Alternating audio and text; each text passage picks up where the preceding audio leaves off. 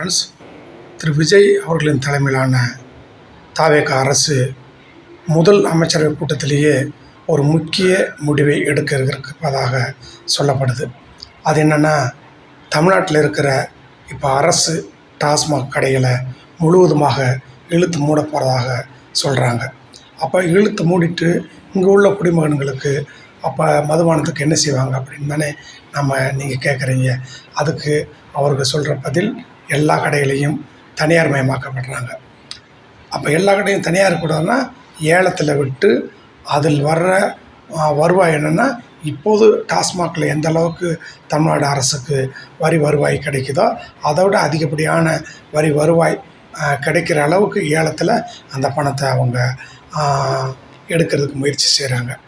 ஆனால் அப்போ இந்த இதுக்கு எங்கேருந்து மதுபானம்லாம் கொள்முதல் செய்வாங்க அப்படின்னா, அது ஆந்திராவிலேருந்து கொள்முதல் செய்ய போகிறதாக சொல்கிறாங்க. அப்போ ஆந்திராவிலேருந்து கொள்முதல்னால் இங்கே லாட்டரி கும்பல் நேரடியாக அதில் தலையீடு, அவர்களுடைய தலையீடு இருக்கும்னு சொல்கிறாங்க. அப்போ லாட்டரி கும்பலோட தலையீடு இருக்குன்னு சொல்கிறாங்கன்னா, இதுக்காகவே தான் ஏற்கனவே திரு விஜய் அவர்களுடைய அமைச்சரவை பதவியேற்கும் பொழுது முன் வரிசையிலே அந்த கூட்டம் உட்கார்ந்துருந்ததை நாம் தமிழ்நாடு மக்கள் எல்லாமே, நம்ம தமிழ்நாட்டு மக்கள் எல்லாமே நாம் அதை தெளிவாக பார்த்தோம். அதற்கு விட என்னென்னா இப்போ தான் அப்போ கிடைக்குது. ஏற்கனவே திரு விஜய் அவர்களுடைய அரசு அமைஞ்சதுலேருந்து சேலம், திருப்பூர், ஈரோடு இந்த 3 மாவட்டத்துலேயும் தங்குதடை இல்லாமல் லாட்டரி புழக்கத்தில் இருக்குதுன்னு சொல்கிறாங்க. அப்போ ஏற்கனவே இந்த லாட்டரி மூலமாக தான் தமிழ்நாட்டில் எத்தனையோ குடும்பம் நாசமாக போச்சு, எத்தனையோ குடும்பம் அழிஞ்சு சின்னாமண்ணமாக போச்சு.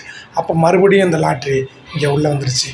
திமுக அதிமுக பீரியடில் இல்லாத லாட்ரி இப்போ தாவேகா அரசு வந்த பின்னால் வருதுன்னு சொன்னால், நம்ம ஆதவ அர்ஜுனா அவர்களை நம்ம குற்றம் சொல்லலை. ஆனாலும் இது எப்படி வருதுங்கிறத மக்கள் தான் இதை ஆராய்ஞ்சு பார்க்கணும். எதுக்காக இந்த ஒரு மாற்றம் வேணும்னு சொல்லி தானே இந்த அரசு தேர்ந்தெடுத்தான். அப்படிப்பட்ட மாற்றம் தான் இப்போ வருது. ஏற்கனவே லாட்ரி தடை செய்யப்பட்ட தமிழ்நாட்டில் இப்போ லாட்ரி வந்திருக்கு.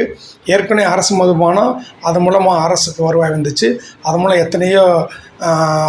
எத்தனையோ ஒரு குடும்பம் வேலைவாய்ப்பு பெற்று நம்ம தமிழ்நாட்டு மக்கள் அதில் பயனடைஞ்சாங்க. அதை இழுத்து மூடிட்டு இப்போ தனியாக இருக்க அந்த மதுபான கடைகளை விடுவது மூலமாக அதில் இந்த ஏற்கனவே இருக்கிற வேலையாட்களை எடுப்பாங்க.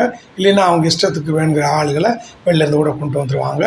அதையும் தமிழ்நாட்டில் இல்லாமல் வெளி மாநிலத்திலிருந்து மதுபானத்தை கொள்முதல் செய்யும்போது அதுலேயும் லாட்டரி கும்பலோட அட்டகாசம் இருக்குங்கிறது தான் நம்ம புரிஞ்சுக்க முடியுது. பொறுத்திருந்து பார்ப்போம்.